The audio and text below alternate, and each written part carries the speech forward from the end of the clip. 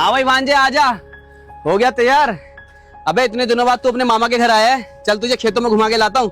सुनना, जब से तुम्हारा भांजा आया ना तब से इसी के आगे पीछे घूमते रहते हो। इसके चक्कर में अपने बच्चे को तो भूल ही गए हो।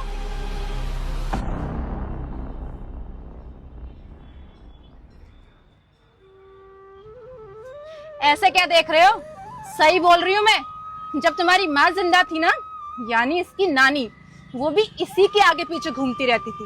और अब जब वो इस दुनिया में नहीं रही तो तुम इसके आगे पीछे घूमते रहते हो। बेटा तू एक काम कर, ये ले 50 रुपए ले जा, वो कोने वाली दुकान से ना चीज लेके खा लियो जा। खेत में तुझे बाद में ले जाऊंगा, जा।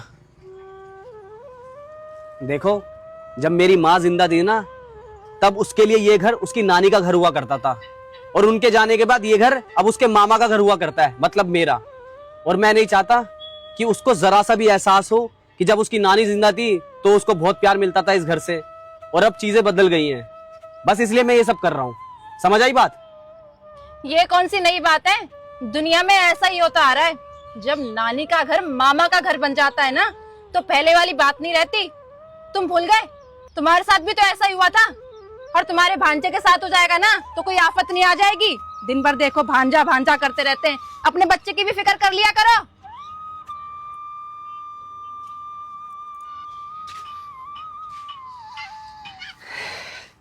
देखो मेरे साथ हुआ है, तभी मैं नहीं चाहता कि उसके साथ भी वैसा ही हो।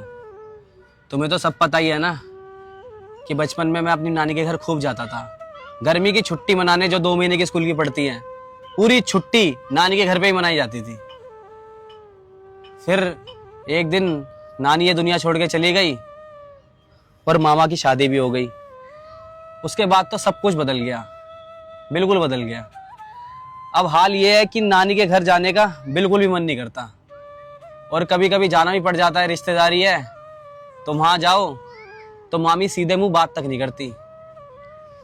पता है, मैं ना हमेशा से यही कोसता था मामी को कि यार ये कैसी औरत है, जब से आई है ना मामा के घर पे सब कुछ बदल दिया इसने। मैं नहीं चाहता कि मेरा भांजा भी तुम्हें कोसे, क्योंकि इस घर में उसकी मामी तुम हो। समझ आई बात?